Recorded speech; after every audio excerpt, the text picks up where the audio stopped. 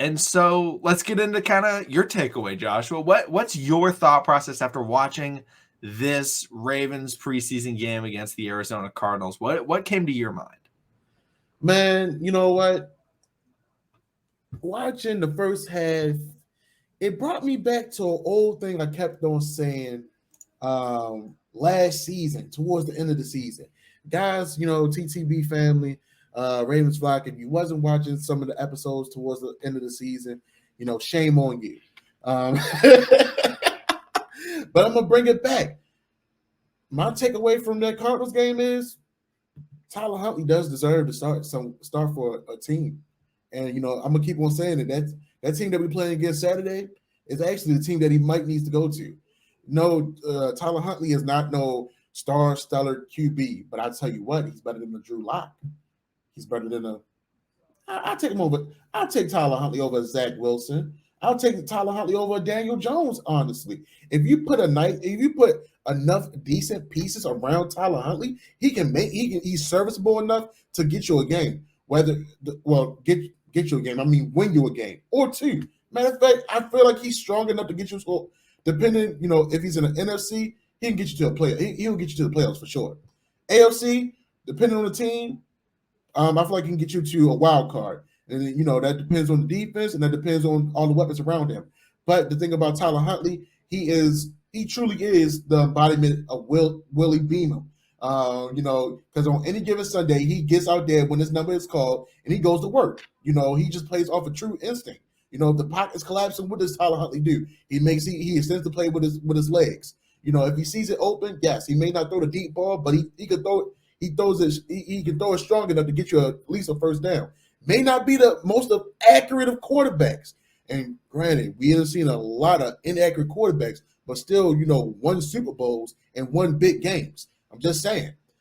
He is good enough to trade off and for us to get like a second, third rounder from that trade. Just think about it. We lock up that franchise tag with Lamar Jackson next year if we don't get that, if he doesn't get the contract extension that he will like. Next thing you know, you can add another pick. If you get another high second or third round pick, you never know what you can add to that defense. Because if you let go of Marcus Peters, in the following off season, maybe you can get a strong corner from the SEC. If the David Ojabo doesn't work out, who knows? Maybe you can get another pass. You can get another strong pass rusher that we missed out on. Shout out to my boy Kayvon Thibodeau. I hope he gets better and work things out, man.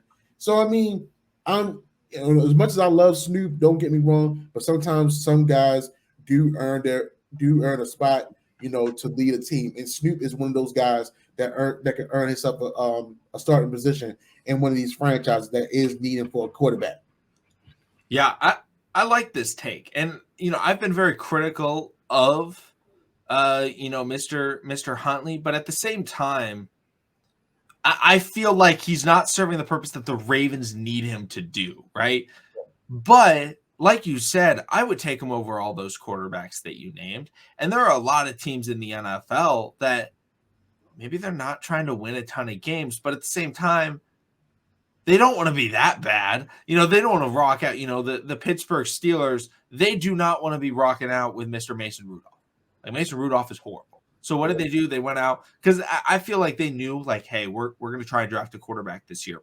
And they were like, we don't want Mason Rudolph to be our bridge quarterback, though. So they called up Mitchell Trubisky and they said, hey, will you be our bridge quarterback? We're going to expect you to start initially, and we're going to see how long you can go. And if you're a great quarterback, we're going to keep riding with you. But it gives an opportunity for the Ravens to go out there and be like, or the Steelers to go out there and be like, hey, let's see what this guy can do. And if he's struggling, Kenny Pickett, our first-round quarterback, is going to be able to learn underneath him for a little bit. The Ravens had another backup quarterback a while ago, by the name of Tyrod Taylor. I like to call him Super Bowl champion Tyrod Taylor. But Tyrod Taylor ended up going off, and he started playing for the Buffalo Bills. And it was like, okay, he's not terrible. He actually played with Greg Roman with the Buffalo Bills. Ended up, I believe, getting into the playoffs. I know they led the league in rushing. But then it was like, okay, maybe Tyrod Taylor's not it. So then he leaves. And it's like, and I don't know the exact path that he followed, but I know the general idea. He goes over to Cleveland. He went to San Diego. I think he went.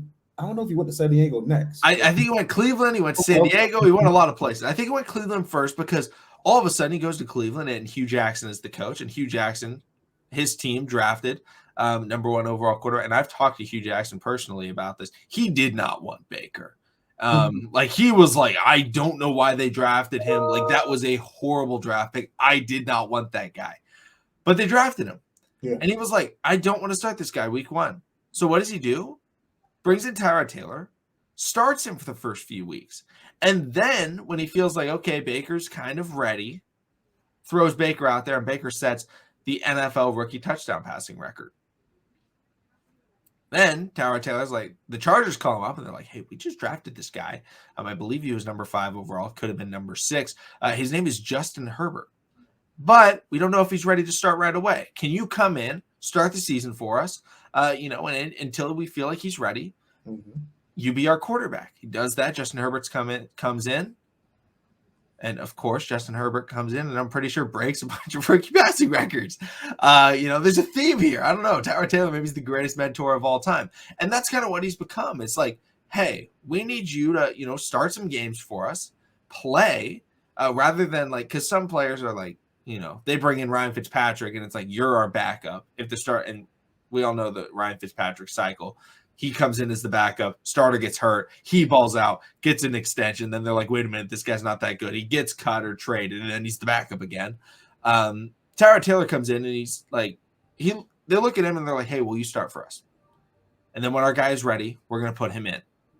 Tyler Huntley can absolutely do that. I mean, you look at teams like the Cleveland Browns. They're trying to make the playoffs this year. Yeah. They're missing Deshaun Watson for the first 11 games. Do they really want to rock out with Josh Dobbs or any of the other quarterbacks they have on that roster? Jacoby Brissett. Yeah. Jacoby Brissett, who's just meh. Yeah. Or do they want a Tyler Huntley who could come out and, be a little bit conservative, but that's why they have those weapons. That's why they, it's a run-first offense. Nick Chubb, Kareem Hunt, good offensive line. They have, they can have a Snoop to Coop connection. I think that's probably the best possibility for Tyler Huntley. Now, I don't know if the Ravens would do that trade because that would make Cleveland a little bit better and make them, contend in the division, I think, this year. But I like the take because also at the same time, Anthony Brown looks like he's solid. And not solid in the sense where – because Tyler Huntley, it looks like, okay, yeah, this guy could be starting. Anthony Brown looks like a backup, but he looks like a gunslinging backup that could come in and – kind of like Trace McSorley did, where it was like, hey, I'm going to try and win us this football game. Yeah, I mean, absolutely. I feel like, with Anthony Brown, like you said, gunslinger, but at the same time, as a gunslinger, you don't have to – it's not a disrespect to Snoop, y'all, but you don't have to dummy down the offense. I feel like, with Anthony Brown, you can keep the offense at a high octane level, still throwing the deep pass, still being able to run the ball, still using the RPOs. Anthony Brown may don't have the speed as a Snoop or Lamar Jackson, but he has enough speed, if he has to take the ball and run it himself. But I mean, we have a strong running back core. We saw the zip that Anthony Brown put on the ball to Webb, to get that touchdown.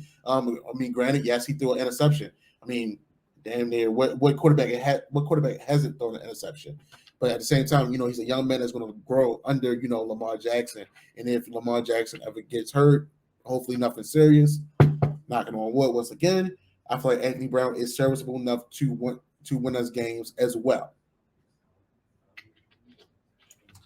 Yeah, I think I like that takeaway. I think the Ravens there's definitely going to be, I think, teams that call about him. It's supposed to be like 3 that's been reaching out rumored. Yeah. And it makes sense because it's like, oh, this guy looks solid and he hasn't really had – and, last year he was in a lot of the games, wasn't able to capitalize and get the win. But it's like some teams could be looking at it like, hey, we can give this guy a shot, see if he can really do something. Because the Buffalo Bills took a Ravens backup and then they ended up going to the playoffs.